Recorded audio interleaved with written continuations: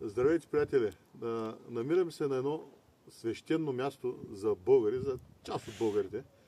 За тези, които знаят и са наясно, намираме се на манастир Света Параскева, на 10-12 км от Велики Преслав. За тези, които казвам, за тези, които знаят и се интересуват, тези, които не се интересуват, могат да подминат това видео. Тук през 1928 година, 12 и 13 април, Боян Мага събира 21 свои апостоли, за да ги въведе в тайните на богомилство. За какво казвам, че за мен това място е изключително важно. И защо съм тук? Тук е място, откъдето тръгва богомилство. Много отговори си дадах, когато разбрах, че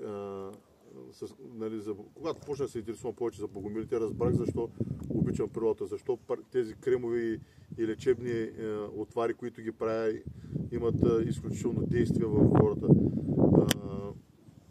Защо разбиранията ми спрямо живота, спрямо хората, вижданията ми отвън, отзад оградата, така да го наречем, за невидимия свят, за нещата, които хората, които ги е страх и ги отричат, не ги виждат.